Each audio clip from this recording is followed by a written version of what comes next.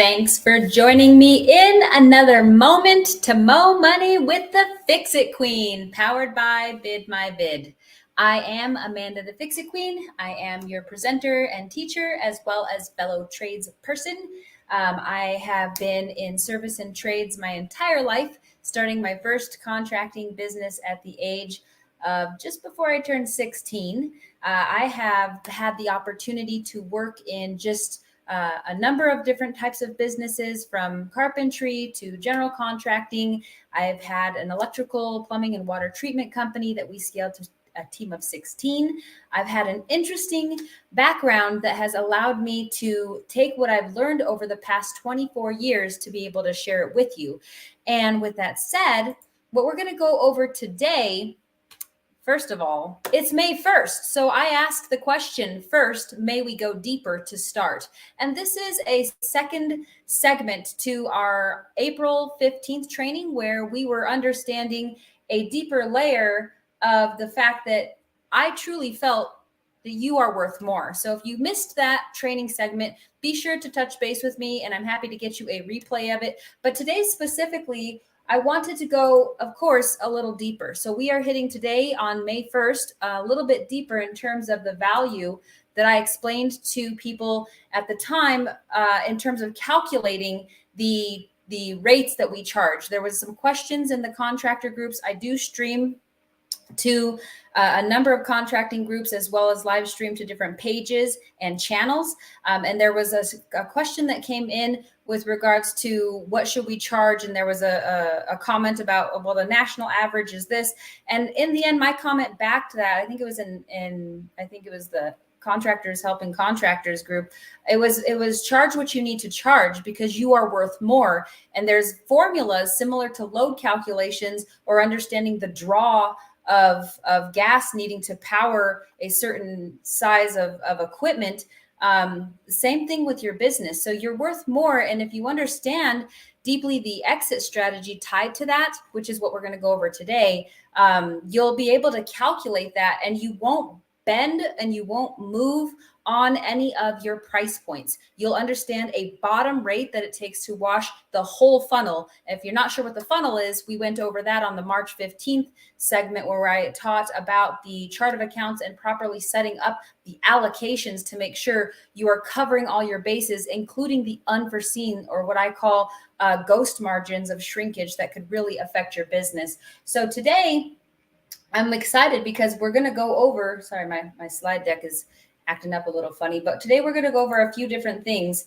And more specifically, I want you guys to go for the glory. And we're going to go over how different steps may affect the glory that you are deserving of.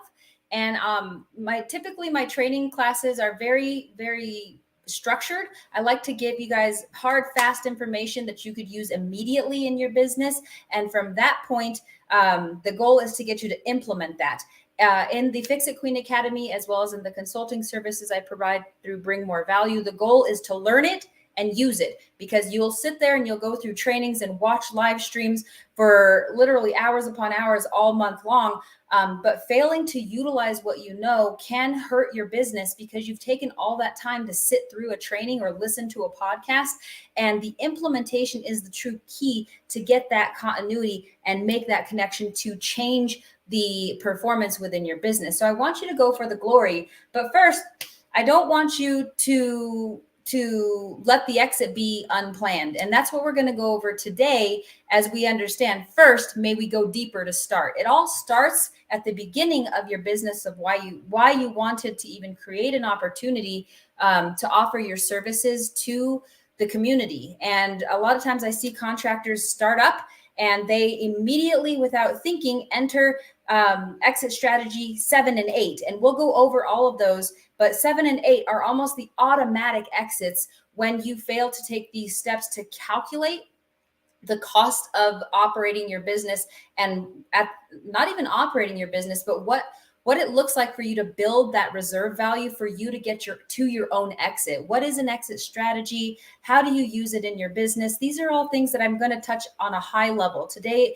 we're going to be live training for about 45 minutes to 50 minutes, and then I will take questions and answers at the end. So as we're going through, please type those in the chat. please send them through so I can address and revisit. But this is meant to give you a bird's eye view of understanding what truly building a business is. And this in my training courses is what I consider a cornerstone component and a deep pillar that goes all the way to the bedrock to make sure as you are bidding against other companies, you're not in cost competition.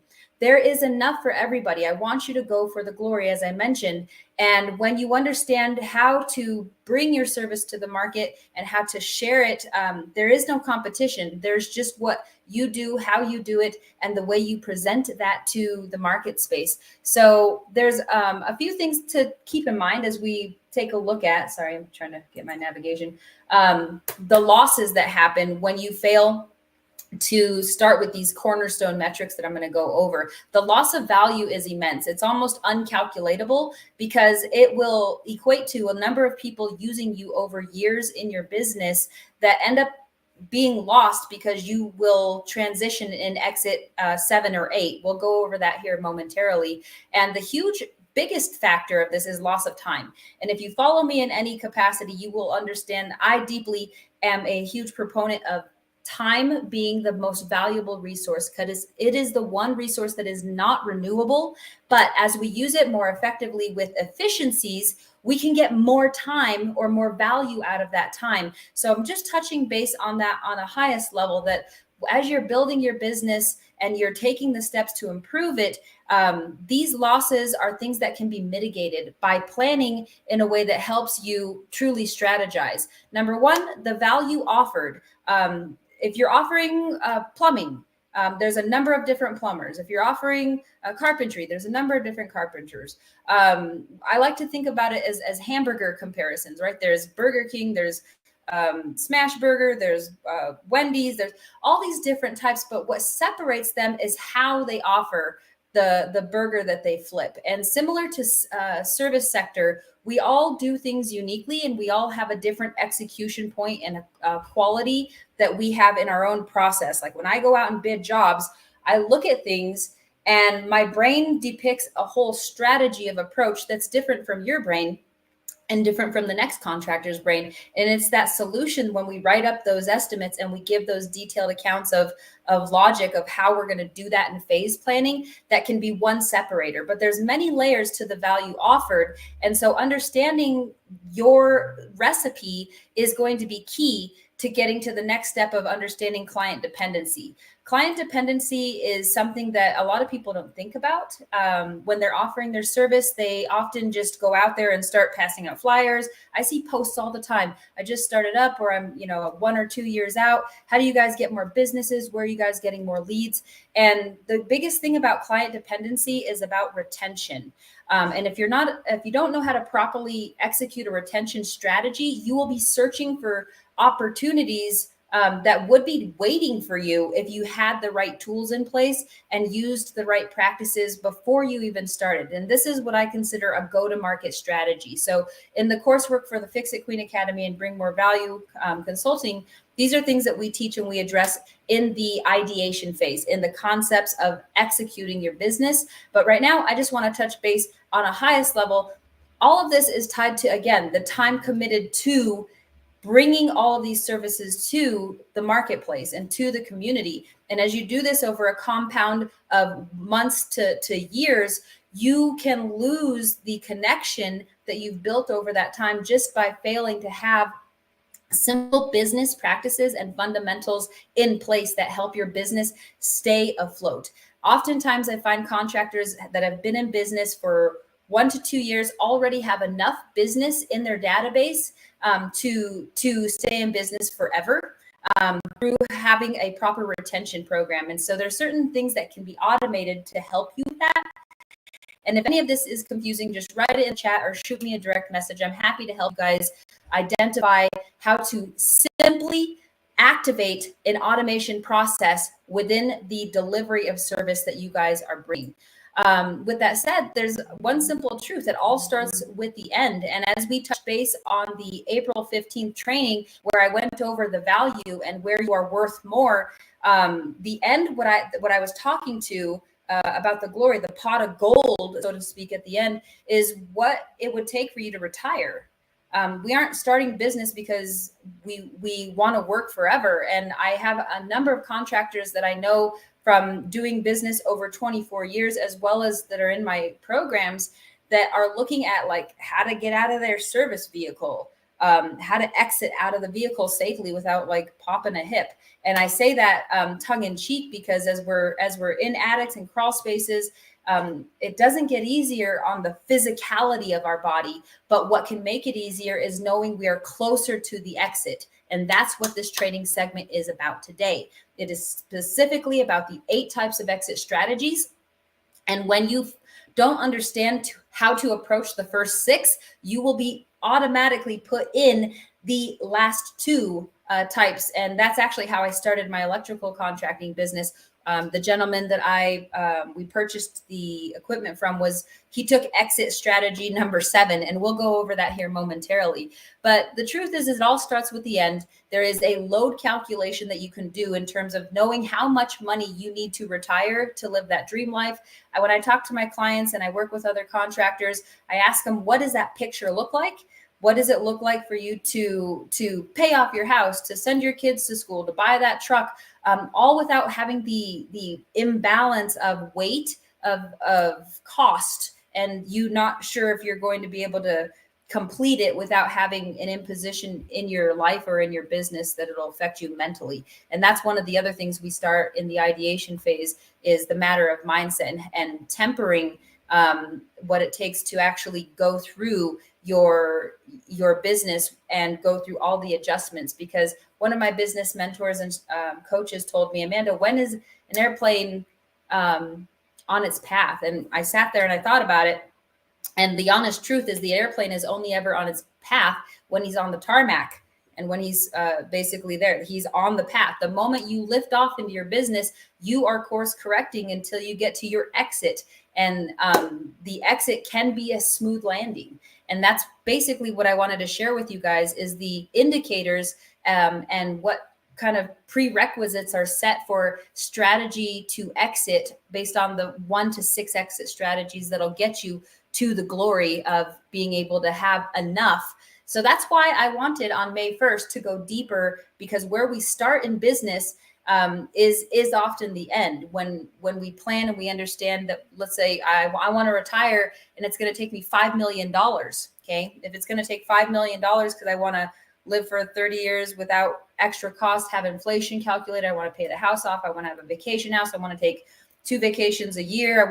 All these have a price tag. And so as we understand that, we can actually backwards calculate with the formulas that I teach how that creates a margin within your business. So you know that if you take a job under this dollar amount, you literally are cutting your exit short, and it makes it harder for you to get there, and you won't have what's needed to execute the business with a calm and sound peace of mind. And those are huge things as we operate already under duress. People are calling on our services when they need help, when their business is not working because they don't have lights on, or they have a backup in their stalls in their restrooms, or even their home, right? So dealing with residential service. So we're already under a lot of duress, helping people as solutionists offer calm ways to bring them peace of mind. So knowing that when you take those jobs, I can't remember which one of my clients I was talking to. It's great when it's a hell yes, right? You only take the hell yeses because you have confidence that it'll take all of the pressure point to execute the job in all phases, plus having the taxes to match, having the reserves to match for profitability, and knowing that you are chipping away towards that exit as you took off from the business airport, let's just call it. So altogether, that's the end. That's all, folks. The end is the most important thing, because when you know where you're going, you can plan the trip to get there, and you can also plan some different things to help you adjust. So I like to say failing to plan is a default plan to struggle. It's a default plan to stay up at night, to wonder if that job you shouldn't have taken, you should have taken, or in the middle of executing a job, needing to take from this other job to get it done because you had some provisions in your contract that didn't allow you to mitigate against a client not paying, or a client folding their arms and being like, well, I'm not going to pay that percentage until like that, like one piece of blue tape is addressed that when we did the punch list. These are all things that can create such a high alarm and spark anxiety. And anxiety comes from a place of unknown. Okay. They are the same resonative frequency when you measure them out of your brain. Anxiety and excitement. Excitement comes when you think you know, keyword think, when you think you know what's going to happen. Anxiety comes when it's fog and you're like, oh shit, I'm not exactly sure what may or may not happen. One is a positive awareness perspective or perception, and the other one is a negative, but they are the same frequency emission. And one is just, they're just different planes of the telescope as you are looking forward. So having a key plan will prevent you from struggling and having sleepless nights and wondering and developing ulcers and having to eat Tums and all that stuff all day long. So these are things that I think about over the past 24 years, having ran my own service businesses, having subcontractors and other relationships. I see the struggle and I see the pain, and I call it white knuckle, where we like literally like, at two, like this job too. So it's important to have an exit. An exit is an intention. It's a plan that you have intentions with, and the intention is the key to planning the right exit. So there's 8 different types of exit strategies. And when you have an intention, you can actually use one of the exit strategies effectively without having to slide all the way down to exit number 7 or 8, which we will get to. So the exit strategies with intention all have paths and indicators, or I call them pulses. Like, okay, based on the fact that I want to take exit plan number 2, door number 2, I'm going to set up shop like this. And that means I'm going to basically operate in this way. There's some other standard practices that you can adopt into your, what I call your code book for your business, or your orientation manual. These are the things that hold so much value. Think of it like a car. When you buy it, when it has that warranty, every single thing that's ever been done to it, it adds so much value to the exchange when you go to sell that vehicle after you put the mileage on it. Your business is the same, where as you build these processes and you document certain things, you can take one of the 6 exit strategies that will actually bring more value in that exchange to get you to the end of your retirement financial goal. So what leads to the 8 exit methods?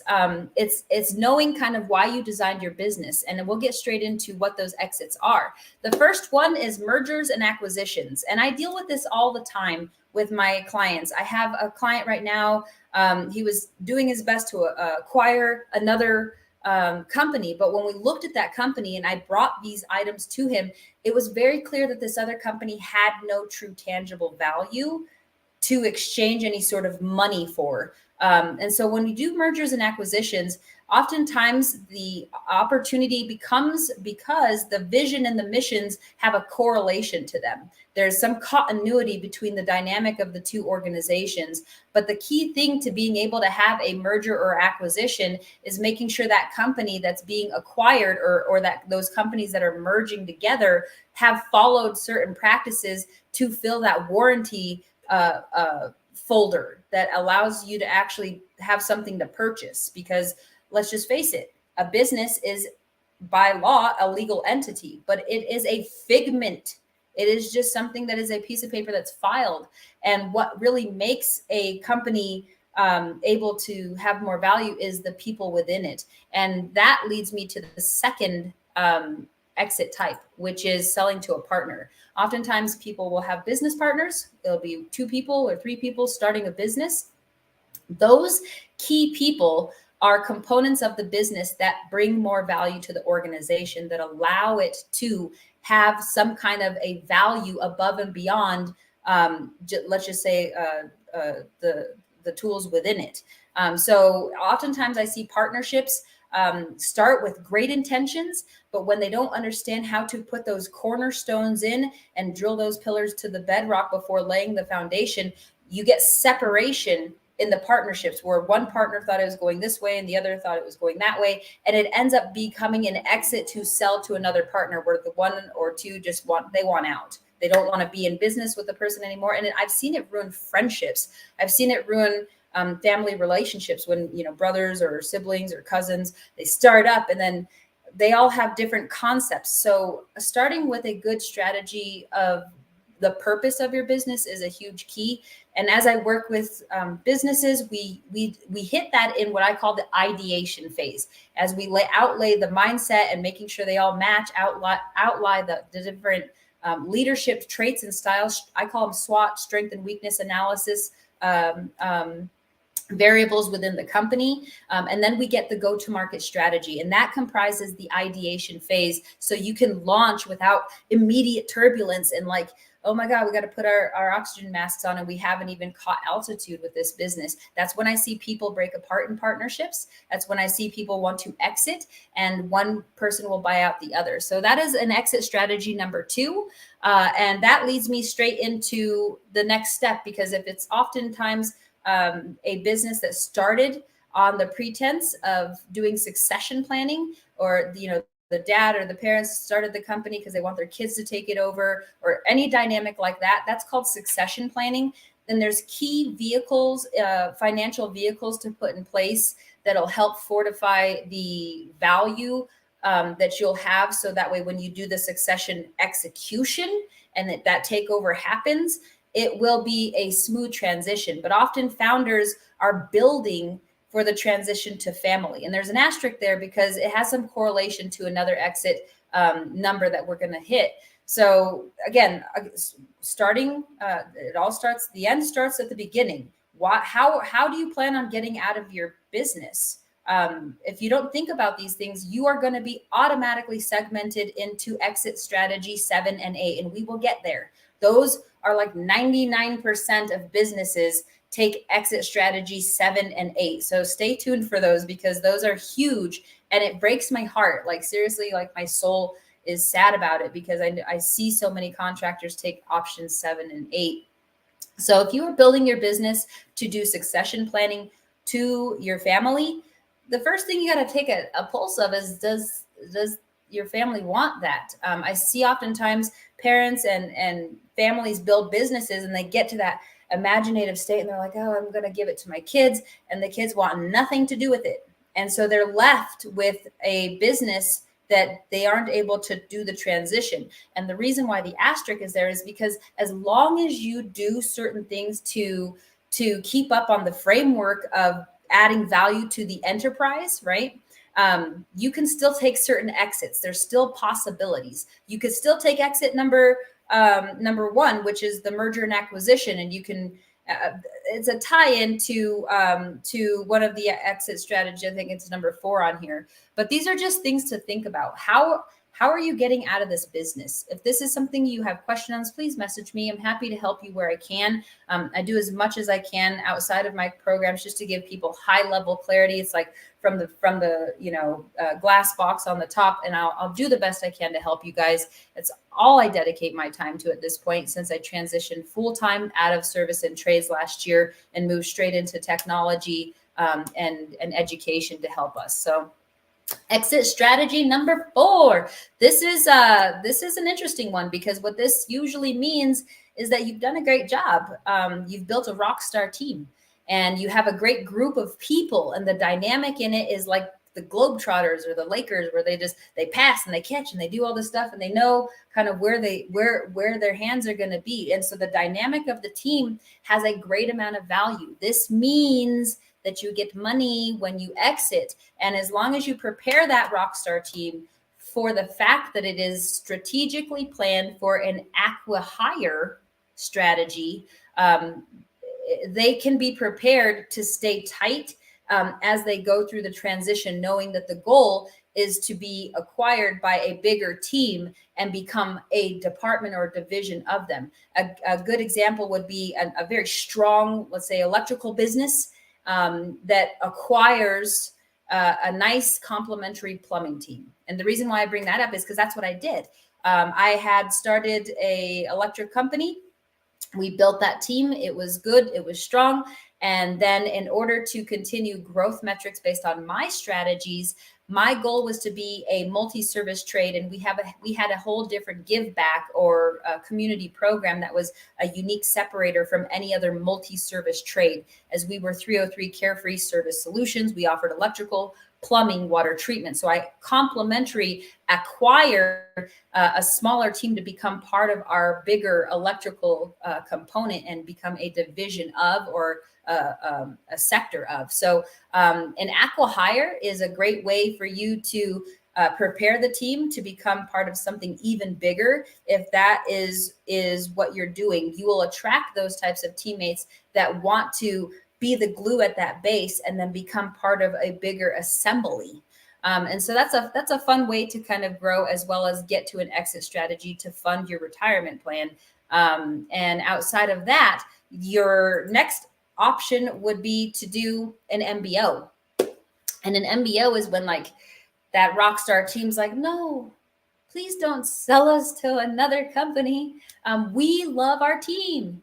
We would like to stay a team, and we want to do an MBO. And then you start negotiations in certain instruments to allow a transition for the owner to back out and to put in place owners that were formerly managers or employees. So a manager or employee buyout is kind of like the other side of a Aqua Hire exit strategy. So when you build that team, my key thing is, and this is why business mentors, I stand on the shoulders of giants. I say the key thing is to be transparent with your employees, with your key teammates, with your client base. Be transparent, because that's when true alignment can happen, and people are prepared and they don't feel like this bait and switch happened where they're like, one day the owner sold.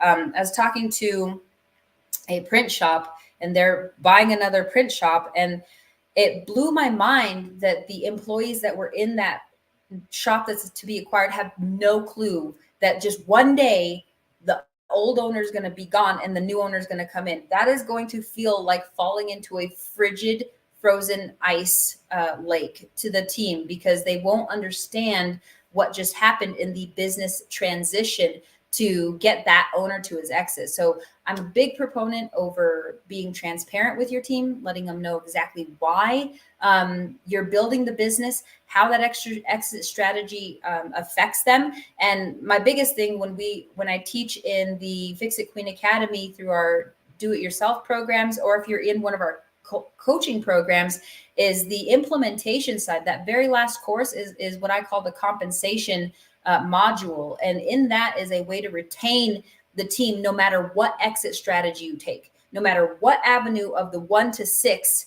And I say 6 because if you take exit 7 or 8, they're gone. Bye-bye. And so as long as you're transparent and you use a right adhesive within the compensation program, you can truly retain that team through any one of the 6 exit verticals. And that's a huge thing. If you aren't sure if you're executing a good compensation plan in order to do retention of that team and really pull like dust falls to the earth, like an adhesion, let me know, because I'm happy to give you some high level insight on how to properly reduce the highest shrinkage margin of any business, which is turnover.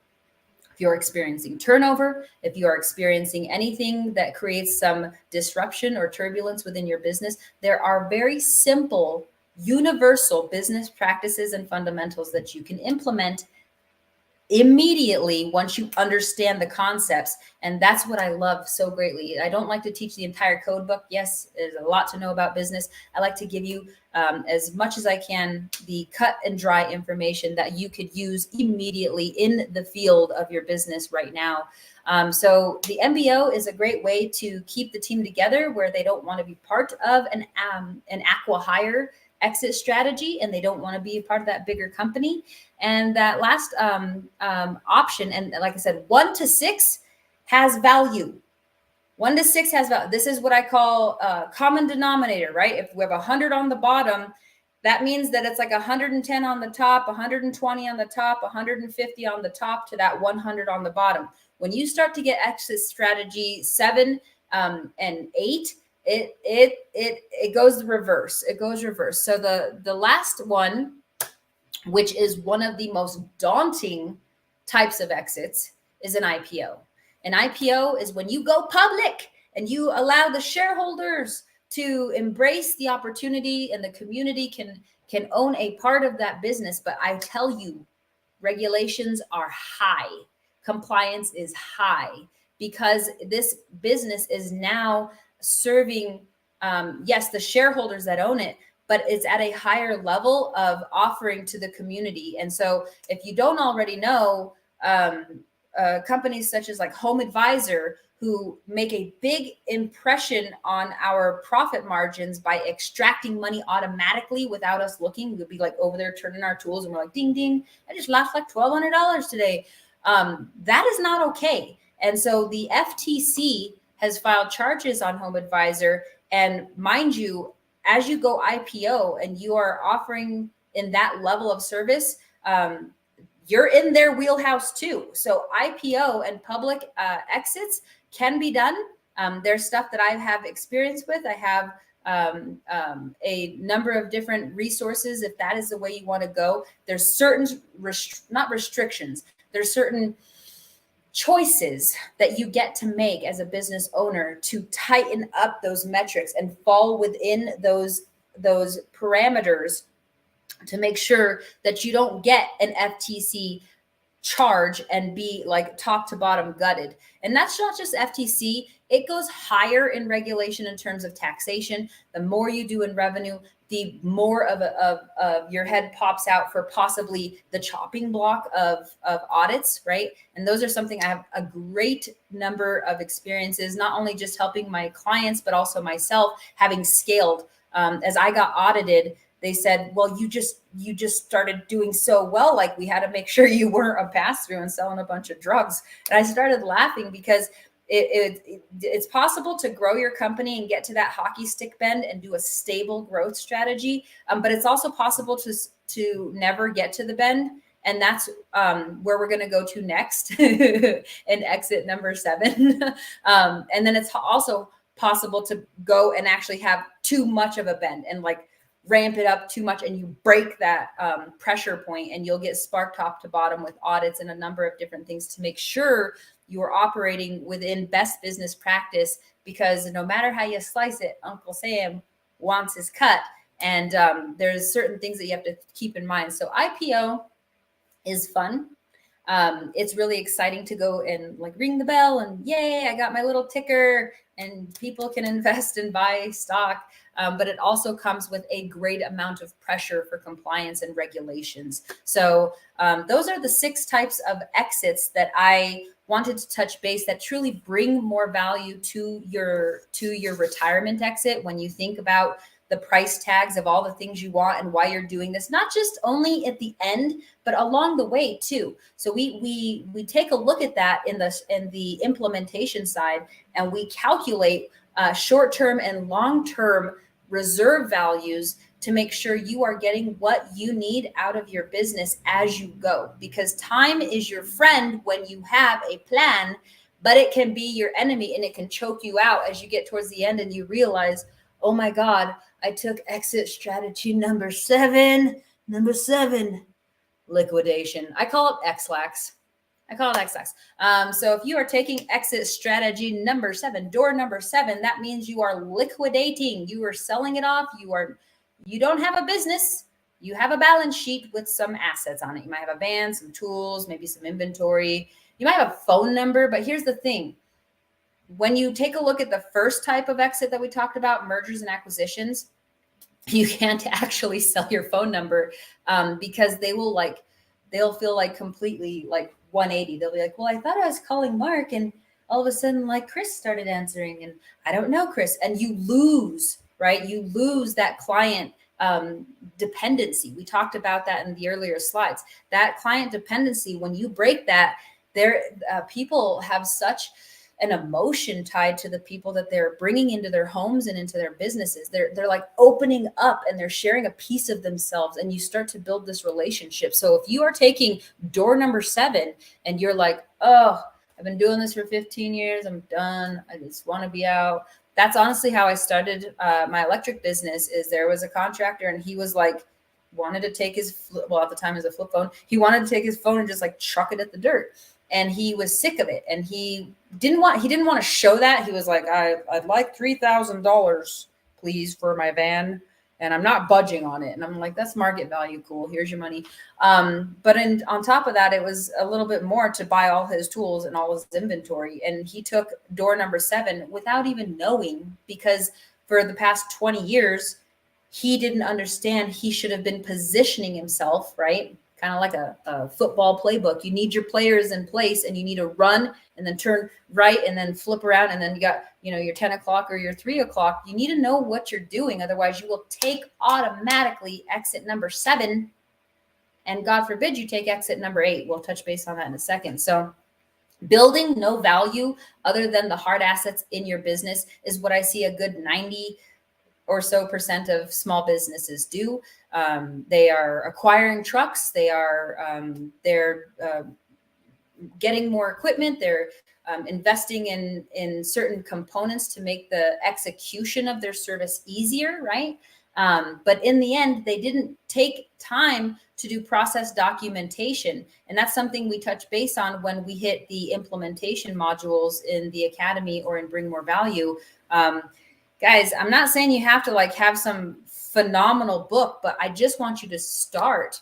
Just get a piece of paper out, get your pen, and start writing what you do and how you do it. And that becomes the start of your operations manual. And it might be 1 page to start out, but that's okay. From there, you can refine. I love, that's one thing I'm really good at is I ready, fire, aim. And I'm like firing before it's even out of my holster. So I'm ready. My recoil's good. And by the time I'm hitting target. And it all starts with just putting concepts on paper and saying, number 1, the first thing I do is a call. Okay, here's an example. A call comes in. I write it in my book. A lot of contractors are still very manual. So they have like a notepad or a notebook or a calendar, and you write it in your book.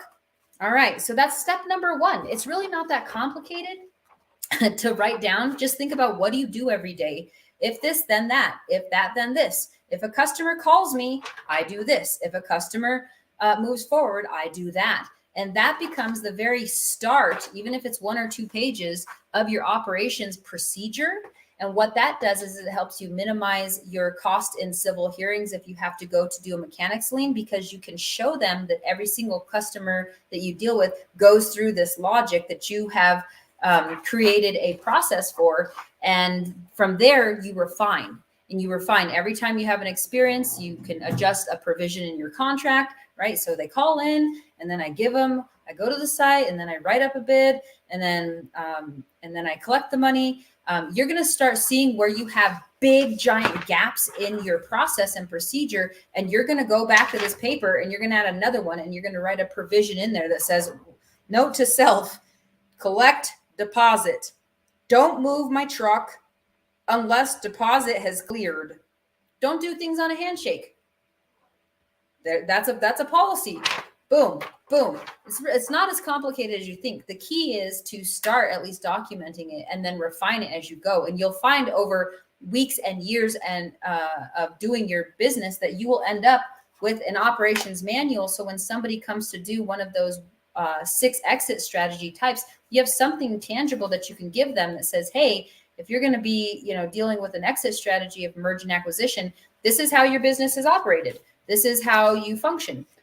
You can have sub classifications within that deal with your employees if you have them, or if you never have employees, how you deal with your subs. That's this chapter right here. So these are all things that help you build the value so you don't slide automatically into exit number 7, which is at the end, just wanting to chuck everything and be done. And you've made enough money and you're like, cool, I'm good. But do you really have enough to never have to touch it again? Or to move on to something completely new that is creating interest for you. Those are the things that I love to go over in our strategy sessions. When I work with clients, we train once a month, and we go over these core fundamentals, and then we do an implementation strategy session where we put executable milestones on a board with a date of when it needs to be done and who's going to do it. And we start moving that progress bar, because if not, time will pass and you will take number 7. You will take door number 7. And if you aren't even aware of how to properly leverage your cash flow and get your assets onto your balance sheet in a positive accord, right? Assets are money and liabilities on your balance sheet, right? So you have hard assets, you have equipment, and then you have all the things that you leveraged, lines of credit or auto loans or equipment loans or whatever those might be on liability. And if you didn't properly think about the equalization of those, there's specific formulas that you can over leverage, and you will automatically take exit number 8. Exit number 8 is bankruptcy. Don't pass go. Don't even collect $200. In fact, you might be dealing with fines and penalties and interest and debt that is like drowning you to your eyeballs. And these are the things that keep us up at night. Should I have bought van number 7? That's an actual statement in my head. I scaled to 16 technicians and teammates, and we had 11 service fleet running amok, right? And we are 303 Carefree Service Solutions. Call 303 Carefree and you'll have a worry-free experience. I had a whole process. I had value separate. I did all the things, but one thing I didn't see coming was my double rollover accident. And I'm blessed for that, because it allowed me to be sitting here with you today to share with you not only insight that I've had for the past 24 years, but the knowledge that was infused into me from my business mentors and coaches that basically helped me understand that there is still huge value in what I built. So if you don't take exit 1, 2, 3, 4, 5, or 6 that we just went over, you're going to take exit number 7. And if you over leverage, and there's a certain percentage, I'll say 38%, but there's a certain percentage in application to what I just mentioned that will create what I call negative cash flow, and you will circle the drain. And there will be times where you guys up a little bit and you're like, I'm doing okay. And then you'll start circling the drain. And so over that 24 years of experience, and with my own teachers and mentors, I have developed what I call a reverse flush procedure. And it creates a reverse flush, and then it creates a geyser where it goes the opposite way indefinitely when you implement the core fundamentals that I teach, which go over mindset, leadership, and marketing. Those are the ideation phases that truly give you a sound blueprint. And then from there, we fill in all of the rest of the story with the implementation side of your organization, the management, and the compensation. Those components, just those 6 core fundamental areas that I go over with my clients and contractors that I work with, will create a immediate guise as long as you're consistent. Consistency is key to all of the things. And so as I go over those are on the highest level, as deep as I could go. May I first start at the beginning, because that's where we are, to get to the end. And it all is in, perfect timing. So it gives you time to think about this stuff and actually plan it, similar to you executing a job. You have to have planning phases and truly think, so you can have your will call list of materials. Same thing goes for your business. You have to have time to think. And so time to think comes in many different ways. Number 1, it comes in you investing in yourself, taking simple approaches, which is what you're doing here right now, taking a moment here with the Fix It Queen Academy, learning some of these high-level processes, creating simple approaches. Outside of that, when you plan for steps 1 to 6 in an exit strategy, it will save you time and it will prevent exit 7 and 8. I'm not saying it's going to forever prevent that. There are missteps and potholes that you could bend your A-arm in and you have to have a spin out. Those are not losses. They're lessons that allow you to build a stronger frame the next time around. If you've crashed and burned, don't be afraid to start up again. You know more now. You don't have to always be an employee. You don't always have to be stuck in that, oh my God, I did something. You didn't do anything but take an opportunity to learn another way to navigate around and circumvent that. So shooting for a target will save you time, and it will help prevent exits 7 and 8. The base of the plan starts with what you want, at the end, and being able to take effect and move towards those exits 1 to 6 that we went over. So those are huge things to start out in the very beginning before you take an action to start up. But if you're already starting up and you're already in business, that's okay. I call it recalibrating into the marketplace. And you can do that by having a systematic approach. Systems are keys. There's different types of systems, but we went over. If you don't want to implement a bunch of software, that's okay. You can start out literally with a piece of paper, and that will at least get your juices flowing to put together a true process and approach. Write it out. Writing it out is the start of your code book to the exit methods of 1 to 6. And when you do that, it's quite simple. You just start with what you do and how you do it. What do you do when you get an estimate? What do you do when you win it? What do you do when you're done? What do you do? So these are little, I started out with checklists, to be quite honest. When I first started out, I didn't have huge manuals. Now I have a database of different manuals and employee handbooks and operation manuals that I help and I repurpose for all my clients. But when I first started out, I was like, okay, before we start the job, here's my pre-flight checklist. Check. Do this, do that, do other. I did that with my fleet too, because as an automotive mechanic, that's what I also am in training. I'm Ford factory certified mechanic. I maintenance the fleet. Everything had a checklist. Every time we had a meeting, I would go out to the service vehicles and I would make sure I checked the fluid. I'd take some of the fluid and I'd put it on the paper. If it was a certain color, that told me it needed to go to maintenance. So process documentation is key, and it doesn't have to be complicated. It can be simple checklists. It can be simple lists or bullet points, but that is going to be a huge separator that starts to build the value, giving you your basic tools to start a business that can take one of the 6 exit strategies. So measuring, one of the bigger tools that I see a lot of people skip is their financial performance. Understanding how to properly read their profit and loss and their cash flow statements and understand how that correlates to their balance sheet, how to run in reverse what they call gap analysis, where not only are you looking at what your business has done in revenue today based on the job and how much you spent on cost of goods and all that stuff, but being able to take that and extrapolate that into a forward forecast, and as well as take a look at past performance. So you should have an idea, like when you do a takeoff, you're probably shooting for $10,000 to hit that job. So that is what I call forecasting. Then you actually do the job. And while you're in real time, that's called real-time cash flow management. That's a performance metric. And then there's basically the adjusted state where you're looking forward, trying to close the gap to make sure everything comes in. You don't have to look at that per job, but you can also apply that to the overall organization, looking at the overhead annually. I'm a big proponent of sprint planning, where we do 12-week segments to make sure we're adjusting all throughout the quarters. But basic tools to start are key.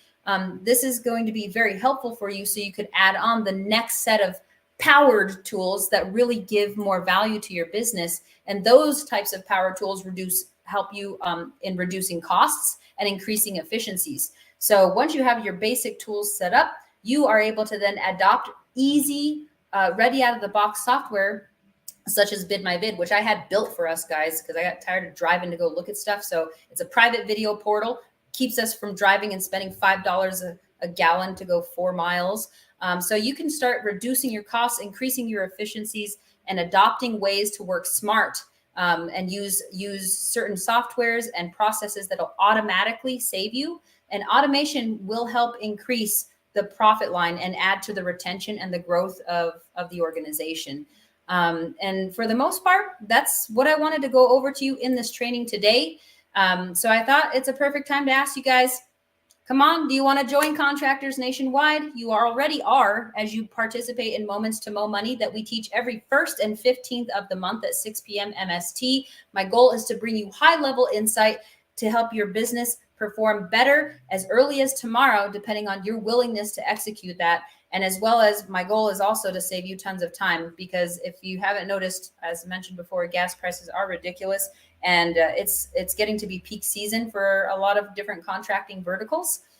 So if there's any way I can help you avoid even one drive to a job that's not meant for you, or come more prepared to a job that is meant for you, let me know, because our team and I've invested I'm not even going to put just a crap ton of resources into making us have an available private video portal that simplifies. It's ready out of the box. You don't have to do anything but create your profile, and then you could be powered like other contractors nationwide. They don't have to deal with a text message, a contact form. They don't have to deal with an imposition of somebody calling them. I like to say, show me. Don't tell me, text me, or interrupt me while I'm sitting there trying to put something in, or I'm in a crawl space and I get dinged with some kind of a notification.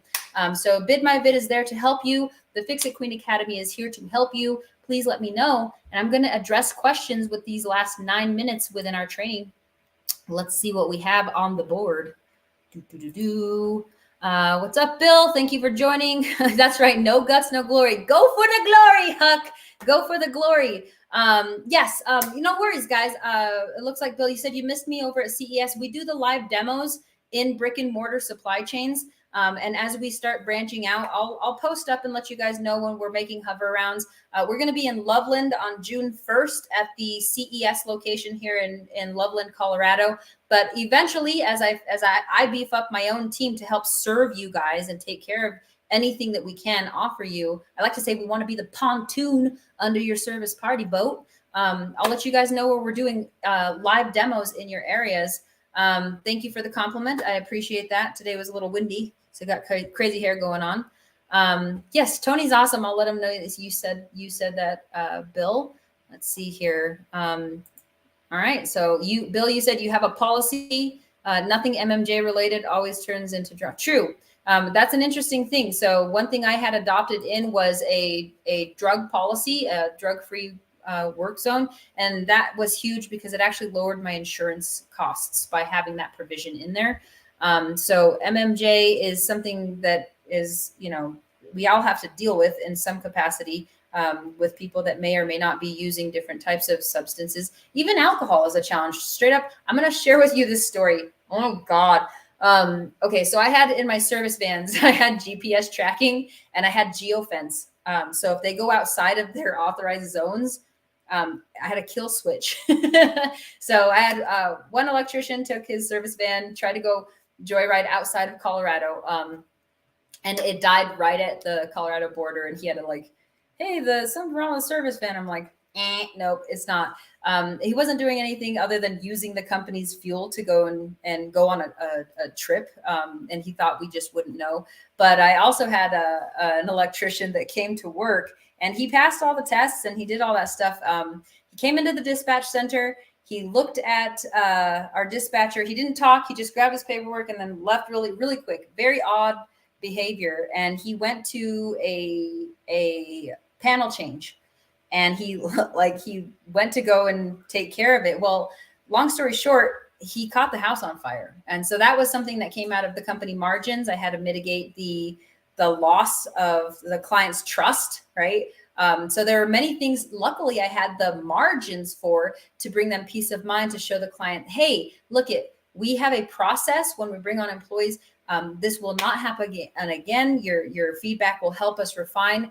Now we're basically going to do X, Y, and Z to ensure that your experience will help other customers. But what ended up happening is that guy freaked out and he drove the van home, and he hid in his closet.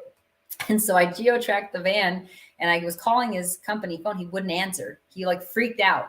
Well, long story short, he still had a buzz from the night before, and he came to work not drunk, but a little bit still not coherent. And he was drinking the night before, not the morning of, but it was enough for him to not make a good connection, let's just say, when he was doing his panel change. So that created a huge amount of loss. And in my employee handbook, right, we were talking about the processes. In my employee handbook, I had provisions in there that held accountability. And when you come on, you agree, and we go over these things, that if you were to cause a loss, it takes away any bonus programs, and it could take away your entire paycheck and allow me to pay you minimum wage. And he got upset because the loss that he caused the company was more than his bonus and even more than his payroll coming. And so I basically issued him a payroll for his hours for that payroll period, gave him an exit notice, and I paid him minimum wage. He did try, because we were at scale, he did try to use the Board of Equal Opportunity, where they have unlimited legal help to address it. And they looked at him and they were like, I'm sorry, like this is your check. So long story short, I won that. But I had to have enough margins in planning to make sure that that I was able to manage the client relationship. That client turned from a 1-star into a 6-star. That's one of the things I like to share with people. Your 1-star reviews are actually 6 stars when you can maintain your emotional composure and think through, knowing that you have a process in place to keep that retention, and have the margins to minimize that loss through costs unforeseen. And those are all things that can be done in the planning segment before you start your business to make sure you have those reserves there. So thank you guys very much for joining me in another Moment to Mo Money with the Fix It Queen Academy. I am excited as BidMyVid continues to power these moments of education for you guys, as well as power contractors nationwide, helping them skip the drive, win the bid, and save the time. Because like I said, you save 1 drive a year, and theoretically it takes care of that very low entry cost software. It's $500 a year for you to have a private video portal. And there's contractors that are using it nationwide, able to have it on their service vans. We send you a starter kit. It's a really great tool. And with the Fix It Queen Academy, thank you for allowing me to bring more value. I like to say, I will bring you more value as we do this together than you ever could alone. Because honestly, if we can learn from each other's experiences and share those, we can avoid certain road pops and I guess potholes on the journey of entrepreneurship. So thank you. I appreciate that. And Joseph, I see here that you had put down that you're interested in learning more about processes like the manuals. Absolutely. I'll share with you some stuff. I'll shoot me a message in Messenger or whatnot. And thank you guys for joining me in another Moment to Mo Money with the Fix It Queen Academy. I'll see you guys at the next training, which will be on the 15th of the month, right here, going in a live stream at 6 p.m. MST. I will post up at bidmyvid.com/mo-money once I get that training segment all put together and that slide deck put together for you guys. It has been a pleasure. Thank you for allowing me into your moment, and I look forward to sharing another one with you very soon. Bye.